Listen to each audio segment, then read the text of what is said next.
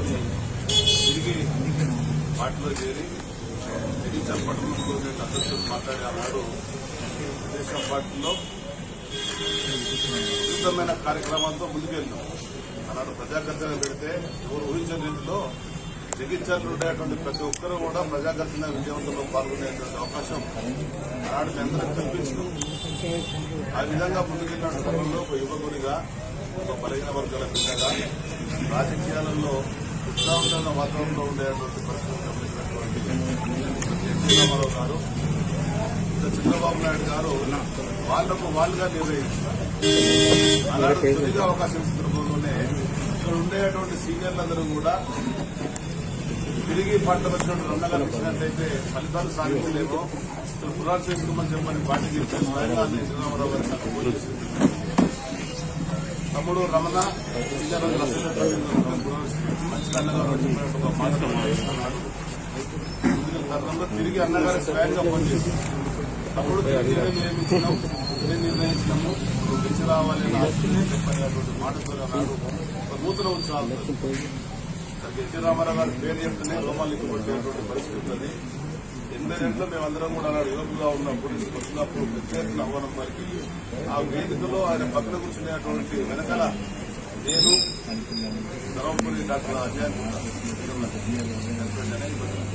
కూర్చున్న ఆ ఫోటో తెచ్చి 9 నెలలు తీసుకెళ్లి వారికి పెట్టగా అప్పు పరిస్థితి అంటే రాజకీయాలలో నూతన గురువు పేద వాళ్ళ పిల్లలన్నా కానీ, చదువుకున్న వాళ్ళన్నా కానీ, విద్యావంతులన్నా కానీ పిల్లలు రాజకీయాలలో ప్రోత్సహించాలా, రాజకీయాల్లో ప్రోత్సహించడం ఒక నూతన గురవడంతో ఉద్యోగపడినటువంటి భావన పెద్దల్లో ఉండడం వల్ల జగిత్యాలు ఉండేటువంటి ప్రజానికం ప్రధానంగా అనేక ఏళ్లుగా కష్టపడినటువంటి నాయకులు, కార్యకర్తలు పెద్ద ఎత్తున ఎవరు ఊహించిన రీతిలో ఏ ప్రజాకర్తల ద్వారా మేము బయటకు వచ్చినామో ఆ ప్రజాకర్తన ఇక్కడ అనిపించింది.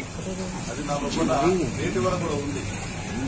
ఆనాడు మీరు ఎక్కడ ఒకే ఒక మాట జగిత్యాల పట్టణ ఓటర్లకు జగిత్యాల అసెంబ్లీ ఓటర్లు ఈ రమణ అనే వ్యక్తి రాజకీయాల్లో చిన్నతనంకి వెళ్లే ప్రారంభించారు. అవకాశం ఈ రమణ గురించి తెలిసిన వాళ్ళు కానీ, పార్టీలో వాళ్ళు కానీ ఎక్కడైనా వెళ్లి రమణ నాకు పరిచయము అని అంటే మీ గౌరవం ఇనుమడి వేసే విధంగా, అక్కడ మీకు విలువ వచ్చే విధంగా నా ప్రవర్తన ఉంటుందని చెప్పినటువంటి మాట ప్రధానమైన కారణం.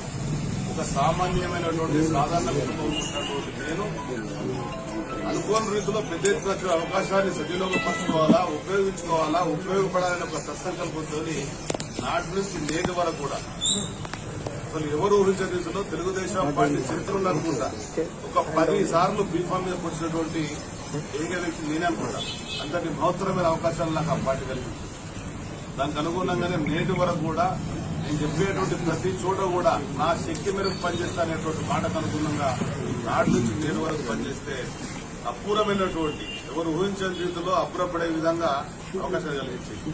94లో ఒక శాసనసభ్యుడిగా అయ్యేటువంటి అవకాశం, అదేవిధంగా రాష్ట్ర మంత్రివర్గంలో చంద్రబాబు నాయుడు గారు తన మంత్రివర్గం నిర్వహించడం, అది మా నేపథ్యం ఉన్నటువంటి జోబీ శాఖ తక్కువ సమయం ఉన్నా కానీ దాన్ని సద్వినియోగపరిచి చేనేత వర్గాల హృదయాలలో ఎప్పటికో స్థానం ఉండాలని ఆలోచనతో ఉండేటువంటి ప్రధాన సమస్యలన్నీ కూడా పరిష్కరింపజేసుకున్న తరుణంలో ఆనాడు ఆర్థిక వనరులు అనేటివి ప్రభుత్వానికి ఇబ్బందిగా ఉండే.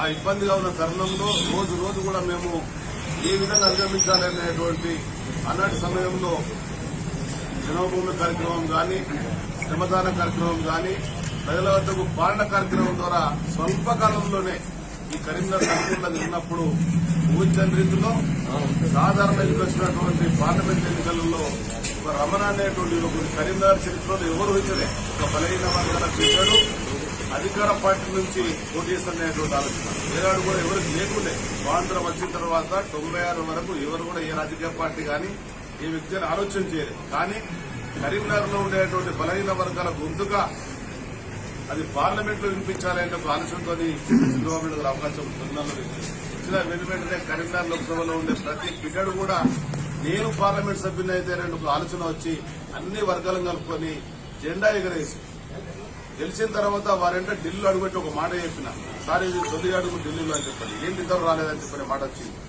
అంటే మంత్రిగా కూడా స్వల్పకాలంలో ఉన్నా కానీ ఢిల్లీ వెళ్ళేటువంటి అవకాశం రాలేదు. చదువుకున్న సమయంలో కూడా రాలేదు. ఇక్కడ విద్యార్థి దశలో విద్యార్థి నాయకులుగా ఉండి జగిత్యాల కళాశాల అధ్యక్షులుగా ఉన్నటువంటి వ్యక్తిని కూడా కేవలం ఇటు సౌత్ ఇండియా వరకే పరిమితమైనటువంటి వాతావరణం నాకుండే. అంటే అంతటి మహోత్తరమైన అవకాశాలు ఇచ్చి చేసిన అనుగుణంగా నేటి వరకు తెలుగుదేశం పట్టినటువంటి ప్రతి పనిని చేసుకుంటుంది. ఏ పనిని కూడా ప్రజల్లో తెలుగుదేశం పార్టీ గౌరవం పెరగాలని చెప్పారు. తెలంగాణ ఉద్యమ సమయంలో, తెలంగాణ ఉద్యమం నడుస్తున్న సమయంలో ఉద్యమకారులతో, పార్టీ నాయకులతో, పార్టీ శ్రేణులతో కలుసుకుంటూ అటువైపు ముందు వినిపిస్తారు. తెలంగాణ బిడ్డగా ఆ వైపున పయనిస్తూ తెలుగుదేశం పార్టీ సురక్షితమైనటువంటి బడుగు బలహీన వర్గాల గొంతుకిచ్చినటువంటి పార్టీని కాపాడుతున్న దృష్టితో ముందుకెళ్లిన విషయాన్ని కూడా స్పష్టంగా ప్రయత్నిస్తున్నాం. అర్థమైన రీతిలో ముందుకెళ్ళాం. దాని గురించి అన్నింటిలో ఇబ్బంది పడ్డాం. భారతదేశంలో ఏ ప్రాంతీయ పార్టీ కూడా 1-2 సార్లు కన్నా ఎక్కువ సార్లు నిలుస్తారు. కానీ తెలుగుదేశం పార్టీని 17 సంవత్సరాలుగా అధికారంలో లేకున్నా కానీ మాకు వచ్చినటువంటి అవకాశాలు ఉన్నటువంటి వాళ్ళని కలుపుకొని అందరం ముందుకెళ్ళాం. ఒకవైపున ఆత్మవిశ్వాసాన్ని కలిగించాలని చెప్పనేటువంటి ఒక నమ్మకంతో గవర్నమెంట్ గారి యొక్క నాయకత్వంలో ముందుకెళ్తే ఆత్మ గౌరవానికి పెట్టుకున్నటువంటి సభ్యులు ఇంటిరామలో వచ్చినటువంటి నినాదాన్ని తీసుకుని వెళ్ళినాం. దానికి అనుగుణంగా అనేక ఎన్నికలలో ఆత్మహత్య జరుగుతుంది. అవకాశం వస్తే అవకాశం వచ్చిన విధంగా పనిచేస్తే, అదేవిధంగా ప్రభుత్వ పాలకులుగా వస్తే ప్రభుత్వ పాలనకు చెందినటువంటి కార్యక్రమంతో ప్రతిపక్ష పార్టీగా ఇస్తే ప్రతిపక్ష పాత్ర ఏ పాత్ర లేకుండా కూడా ఇవాళ ఉన్నా కానీ ప్రజల మధ్యలో ఉన్నాం. ఆ విధంగా ముందుకెళ్తున్న ఊహించే రీతిలో రాజకీయ పరిణామాలు జరుగుతున్నాయి. ఒకవైపున జాతీయ పార్టీ బలపడాలని ఆలోచించుకొని వాళ్ళు ముందుకెళ్తున్నారు. తెలంగాణ రాష్ట్ర ఉద్యమం పార్టీ అన్నటువంటి టీఆర్ఎస్ పార్టీ మరింత బలంగా వెళ్లాలా, తెలంగాణ ఉద్యమంలో చెప్పినటువంటి మాటలకు అనుగుణంగా చేస్తున్న పనులను మరింత ముందుకు సాగేటువంటి భావనతో ఈ పార్టీ ఇటువైపు వెళ్తున్నది, ప్రభుత్వం ఇటువైపు వెళ్తున్నది. అనుకోని రీతిలో ప్రపంచ వ్యాప్తంగా వచ్చినటువంటి ఒక ఆరోగ్య సంక్షోభంలో మనం నిలుపుకొని ఉన్నాం. దానికి గత సంవత్సరం నేను వివిధ రాజకీయ పక్షాలను తీసుకొని మనము దేశానికి ఏ విధంగా అయితే సైనికులు రక్షణ కలిగిస్తారో రాజకీయ పార్టీ వ్యక్తులు కూడా ప్రజా జీవితంలో ఉన్నటువంటి వాళ్ళు ప్రజలకు సంబంధించినటువంటి ఇబ్బందులు బాధించినప్పుడు ప్రభుత్వాలు చేసేటువంటి కార్యక్రమాలకు తోడుగా మనం చేసిన బాధ్యత అని చెప్పిన అందరూ ఒప్పించి రాష్ట్ర ప్రభుత్వ చీఫ్ సెక్రటరీ గారు కలవడమే గానీ, అదేవిధంగా గవర్నర్ కలవడమే గానీ ఆ విధమైన కార్యక్రమాలతో ముందుకెళ్ళాం. మా ముందున్నటువంటి ఆలోచనలు ముందు పెట్టాం. ప్రభుత్వం అనేక విధాలుగా డిమాండ్ చేస్తాం. దానికి అనుగుణంగా ముందుకెళ్లినాం. ఈ మధ్యన వచ్చినటువంటి ఎమ్మెల్సీ ఎన్నికలలో ఊహించిన రీతిలో కోర్టు ఒక అవకాశం ఇచ్చింది. నూతన ఓటర్లు నమోదు చేసుకోండి అని చెప్పినప్పుడు విద్యార్థి దశకు వచ్చినటువంటి నాయకులుగా, పార్టీ ప్రెసిడెంట్ గా ఉండి అనేక ఆటపోట్లు ఎదుర్కొన్నటువంటి పార్టీ అభ్యర్థిగా ఎవరైనా పెడదామన్న తరుణంలో అందరూ కూడా ముందుకొచ్చేటువంటి రానటువంటి పరిస్థితులలో నేనే స్వయంగా రంగంలో దిగినా. అన్నాడు మా నాయకుడు అన్న ఒక మాట, రిస్క్ అవుతుందేమో అని అంటే రాజకీయాల్లో రిస్క్ తప్పదని చెప్పాను. రాజకీయాల్లో రిస్క్ చేయడం అనేది ఒక బాధ్యత. రిస్క్ చేసి ఫలితాలు సాధించే విధంగా, ఒకవేళ ఫలితాలు రాకుండా ప్రజలు ఏ విధంగా ఆలోచిస్తున్నారు, ప్రజల ఆలోచనకు అనుగుణంగా ముందుకెళ్లినట్టయితేనే రాజకీయ పట్ల మనుగడ సాగుతుంది. అదేవిధంగా ప్రజలలో ఉండగలుగుతామనేటువంటి భావన కూడా ఒప్పించి మెప్పించి ముందుకెళ్ళాం. ఊహించని రీతిలో ఎదురు దెబ్బ జరిగింది. అయినా కానీ మొక్కువని ధైర్యంతో అనేక కార్యక్రమాలతో ముందుకెళ్తున్నాం. ఈ మధ్యన మహిళా కమిషన్ సంబంధించినటువంటి అంశం కూడా మా పార్టీ పరంగా తీసుకుని మా మహిళా విభాగాన్ని ప్రోత్సహించి దానికి అనుగుణంగా ముందుకెళ్తే రాష్ట్ర ప్రభుత్వం ముందుకొచ్చి అటు కోర్టు ఆదేశాలకు అనుగుణంగా మహిళా కమిషన్ నియమించేటువంటి పరిస్థితి వచ్చింది. 2014 తర్వాత కూడా ఆ ఉండేటువంటి పరిస్థితుల్లో రైతు సంక్షేమ రాజ్యం వచ్చినటువంటి టీఆర్ఎస్ ప్రభుత్వంలో రైతులు ఆత్మహత్యలు పాల్పడుతుంటే ఇక్కడ ఆనాడు 94 నుంచి ఉన్నటువంటి అనుభవం అనుగుణంగా రైతుల పక్షాల మనం ఉండాలని చెప్పని నలువైపులో కూడా తెలుగుదేశం పార్టీ శ్రేణులను కదిలించి 600 కుటుంబాలను కలిసి ఈ భారతదేశంలో ఎవరు చేయని విధంగా వాళ్ళకు ధైర్యం చెప్పి ప్రభుత్వాన్ని ఒప్పించి మెప్పించి 5 లక్షల రూపాయల ఇవాళ వస్తున్నటువంటి ఆర్థిక వనరులు అని చెప్పంటే తెలుగుదేశం పడిచినటువంటి రైతు బీమా అని చెప్పని కూడా మీకు మనవి చేస్తున్నా. అదే ఇవాళ ఉన్నటువంటి ప్రభుత్వం ఇచ్చినటువంటి దానికి అనుగుణంగా ఆంధ్రప్రదేశ్ ప్రభుత్వంకి వెళ్ళి కూడా జీవో ఇప్పించి అదే జీవో కాపీని తెలంగాణ ప్రభుత్వం ముందు పెట్టినాం. అంటే ఈ విధంగా రైతుల పక్షాన గాని, విద్యార్థుల పక్షాన గాని, నిరుద్యోగుల పక్షాన గాని అనేక కార్యక్రమాలతో ప్రతిపక్షాలు కలుపుకొని ముందుకెళ్ల తరుణం ఉంది. 2018 అసెంబ్లీ ఎన్నికలలో కూడా ప్రతిపక్షాలు లేవనేటువంటి మాట వస్తే ప్రతిపక్షాలు ఐకమత్యం చేయడంలో కూడా రమణ పాత్ర విషయాన్ని కూడా తెలియజేస్తున్నా. ఆ విధంగా అనేక విధాలుగా ముందుకెళ్లి ఈ మధ్యన వచ్చినటువంటి నూతన పరిణామాలను కూడా మనం అర్థం చేసుకోవాలని చెప్పని మా పార్టీ కూడా సమాచారం ఇచ్చిందా. దానికి అనుగుణంగా ప్రజలలో ఒక చర్చ వచ్చింది. రాజకీయ పార్టీ పరంగా ఏ విధంగా ముందుకెళ్లాలా, వ్యక్తుల పరంగా ఏ విధంగా ముందుకెళ్లాలా, మనం ఉండేటువంటి ఇంకా సమయము ఏ విధంగా సద్వినియోగపరచాలా, ఈ సామాజిక వర్గాలు పడుతున్నటువంటి బాధలను అటు కేంద్ర ప్రభుత్వం ద్వారానా, రాష్ట్ర ప్రభుత్వం ద్వారానా, అధికార పక్షంగానా, ప్రతిపక్షంగా అనేటువంటి చర్చలు జరుగుతున్నాయి. అవన్నీ కూడా పూర్తిగా గమనిస్తున్నాం. నిన్న మొన్న ఏదైతే స్వర్గీయ ఎన్టీ రామారావు గారు రాజకీయ జన్మ ఇచ్చిండ్రో ఆ జన్మను ప్రోత్సహించినటువంటి, ఆ జన్మను ముందుకెళ్లినటువంటి ఈ జగిత్యాల ఉండేటువంటి ప్రజల మనోభావాలు ఏ విధంగా ఉండేటువంటి భావన కనుగొనడం కూడా మా సహచరులు తెలుసుకున్నాం. వాళ్ళు ఇచ్చినటువంటి సమాచారం ఒక సానుకూలమైన ఆలోచనతో ప్రజా జీవితంలో మరింత ముందుకెళ్లే విధంగా, ఏ విధంగా అయితే 27 ఏళ్లుగా రాగా దేశాలకు అతీతంగా, వర్గాలకు అతీతంగా ఎవరికి కూడా ఇబ్బంది లేకుండా ముందుకెళ్ళినావో అదే విధంగా ఆలోచన చేసుకుని ఒక మంచి నిర్ణయంతో ముందుకు రండి, మేము మీకు అనుగుణంగా ఉంటామనేటువంటి మాట కూడా వివిధ వర్గాల నుంచి సమాచారం కూడా తెలియజేస్తున్నా. నేను 27 ఏళ్లుగా ఇక్కడ ఏ విధంగా అయితే పనిచేసిందో, 7 ఏళ్లుగా ఆనాడు తెలంగాణలో ఉండేటువంటి ఉద్యమకారులే గాని, అదేవిధంగా తెలంగాణలో ఉండేటువంటి మేధావులే గాని, తెలంగాణలో ఉండేటువంటి వివిధ రాజకీయ పక్షాల నాయకులే గాని, ప్రధానంగా మా పార్టీ పరంగా చేసినటువంటి కార్యక్రమాల్లో నాతో పాటు ఉన్నటువంటి అందరితో కూడా చర్చిస్తున్న పార్టీ మారుతనేటువంటి మాటలు ఇప్పుడు కూడా ఇక్కడ మాట్లాడాలి. ఏ విధమైన వాతావరణం ఉన్నది, ఏం ఆలోచిస్తున్నారు, దానికి అనుగుణంగా నేను ఒక మాట కూడా చెప్తున్నాను, ఆలోచిస్తాననేటువంటి మాట కూడా నేను టీఆర్ఎస్ పార్టీ వాళ్ళకి చెప్పినా, బీజేపీ వాళ్ళకి చెప్పినా, రాజకీయ ఉద్దేశం ఏంటిది, మీ మనుగడ ఏంటిది, మీ ఆలోచన ఏంటని చెప్పినటువంటి మాట వాళ్ళు మాత్రం మాట్లాడితే గానీ ఎటువంటి ప్రతిపాదన కూడా వాళ్ళు నా ముందు పెట్టలేదు. నేను కూడా ఏనాడు కూడా ప్రతిపాదనలతో రాజకీయాల పనులు చేయలేదు. ప్రజా జీవితంలో ఉండాలా, రాజకీయ పార్టీలో ఉండాలా, ఉన్నటువంటి పార్టీ కొరకు ప్రజల కొరకు పనిచేయాలా. ఆ పనిచేసే క్రమంలో వాళ్ళు ఇచ్చేటువంటి బాధ్యతలను పూర్తి స్థాయిలో మన శక్తి మేరకు పనిచేయాలని ఒక సత్సంకల్పంతో ముందుకెళ్లిన నేను ఆనాడు జగిత్యాల పట్టణ ప్రతిష్ఠ కావాలనుకునేటువంటి ఈ పోస్టు తెలంగాణ రాష్ట్ర అధ్యక్షించినటువంటి పార్టీకి నేను ఎప్పటికి రుణపడి ఉంటాను విషయం కూడా స్పష్టంగా మీకు తెలియజేస్తున్నాను.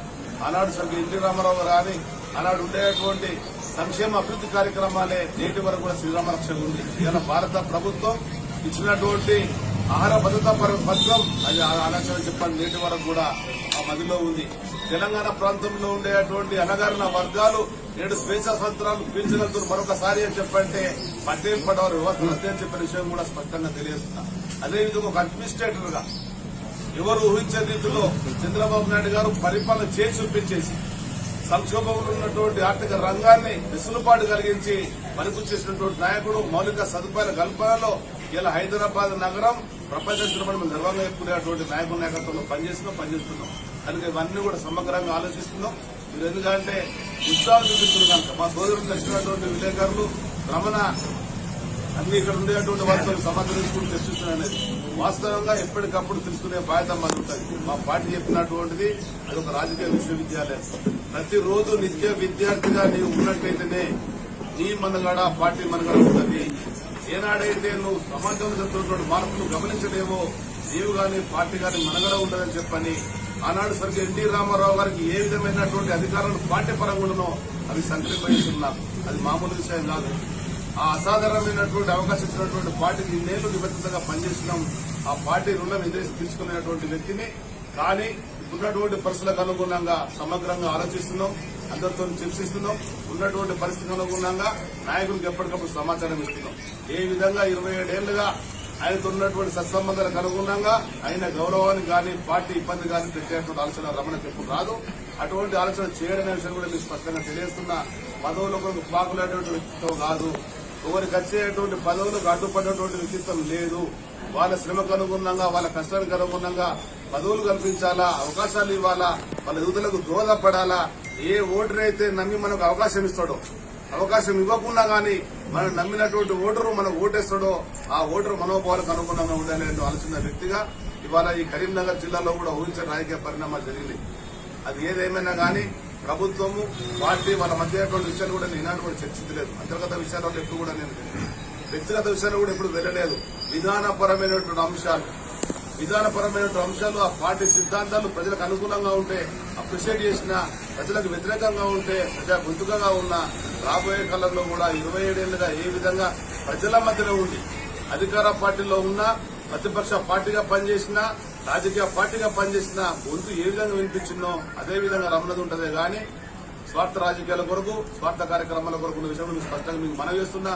2 ఏళ్ల క్రితం కూడా మా నాయకుడు మాట చెప్పిన 25 ఏళ్లుగా ప్రజల కొరకు పార్టీ కొరకు పనిచేసినట్టు నేను నా కుటుంబం కొరకు కూడా నేను భరించిన బాధ్యత ఉన్నది. పిల్లలు ఎదిగిన పిల్లలకు నా గతంలో ఉన్నటువంటి వ్యాపార అనుభవమే కానీ నాకు ఉండేటువంటి వ్యాపార మిత్రులే కానీ వాళ్ళతో కలిసి నా కుటుంబాల కొరకు కొంత ఆస్తిపై సమకూర్చుకునే విధంగా కూడా వెసులుబాటు కలిగించండి అని చెప్పంటే అనుమతించినటువంటి నాయకుడు చంద్రబాబు నాయుడు గారు. రాజకీయాలలో పూర్తి స్థాయిలో పనిచేసే అవకాశం కలిగిస్తూ నీకు నువ్వు కూడా బలపడాలా ఎదగాలనేటువంటి మాటినటువంటి నాయకుల నాయకత్వంలో ముందుకెళ్తున్నాం.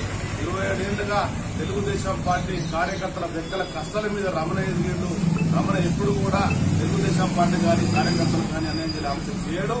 ఏ రాజకీయ పార్టీకి వెళ్లకున్నా ప్రజా శ్రేయస్ కొరకు తెలంగాణ రాష్ట్ర ప్రజల ప్రయోజనాలే అత్యంత ప్రాధాన్యంగా గతంలో పనిచేసిన నేడు పనిచేస్తా రాబోయే కాలంలో కూడా అదేవిధంగా ఉంటాయని చెప్పని ఒకవేళ రమణ వల్ల ఆ పార్టీ కానీ అన్యాయం చెడు జరుగుతుంటే ఆ మరుసరిమే రమణ తప్పుకుంటనే మాట నాటి నుంచి కూడా నేటి వరకు ఇస్తున్న రాబోయే కాలంలో అదే కట్టుబడి ఉంటారని చెప్పని మీ ద్వారా తెలంగాణ సమాజానికి ఈ వీక్షకులకు ప్రతి ఒక్కరు కూడా విజ్ఞాపన చేస్తున్నా. నా వల్ల ఎలాంటి కూడా ఇబ్బందులు కలిగినా గానీ అన్నిదా భావించకండి. నేను నా మనస్ఫూర్తిగా మనస్సాక్షిగా పనిచేసిన రాబోయే కాలంలో కూడా అదేవిధంగా ముందుకెళ్తా అని చెప్పని ఈ సోషల్ మీడియా ద్వారా ఇవాళ నియంత్రించే పరిస్థితి లేదు కనుక అనేక రకరకాలైనటువంటి వార్తలు వస్తున్నాయి. రమణకు ఆ పదవి ఇస్తారట, రమణకు ఈ పదవి ఇస్తారట, దానివల్ల రమణ కూడా సుఖమవుతున్నారట. మరిన్ని ఏ డిమాండ్ కూడా ఏనాడు ఎవరితో పెట్టలేదు, చర్చ చేయలేదు. నేను ఉన్నటువంటి పార్టీతో గానీ నాతో ముందుకొచ్చి మాట్లాడినటువంటి వ్యక్తులతో గానీ పార్టీలతో గానీ ఎటువంటి ఆలోచన ఉండదు. ఎవరు ఎక్కడ ఏదున్నా గానీ ఏ బాధ్యత ఇస్తే చేసి పెట్టాలనే మనసుతో ఉన్న వ్యక్తిని 94లో ఎమ్మెల్యే, 95లో రాష్ట్ర మంత్రి, 96లో లోక్సభ సభ్యుని అయిన తర్వాత జిల్లా పార్టీ కనుగొనిస్తారనేటువంటి పరిస్థితులలో తోటి వాళ్ళు రమణ నాయకత్వంలో ముందుకెళ్లేమన్నప్పుడు నన్ను జిల్లా కమిటీ సభ్యునిగా పెట్టారు. అయినా తప్పు పట్టుకోలేదు. పార్టీ గెలిచిన మహాప్రసాదం అనుకున్నా. ఆ జిల్లా కమిటీ సభ్యునిగా తీసుకుని జగిత్యాలలో ఆనాడు పార్టీ మళ్లీ పూర్తి విధంగా కార్యక్రమాలు చేపట్టి 98కి వెళ్లి 2008 వరకు వరుస ఓటులు పాలైనా గానీ పార్టీ నమ్మింది, ప్రజలు నమ్ముకున్న 2009లో మళ్ళీ ఎమ్మెల్యే గెలవగలిగిన అంతటి అభివృద్ధి చెందినటువంటి వ్యక్తిని కనుక పదవుల కొరకో పైరవుల కొరకో ప్రాపర్టీల కొరకో ఏనాడు కూడా ఆలోచన చేయలేదు. అటువంటి ఆలోచన ఉండదు.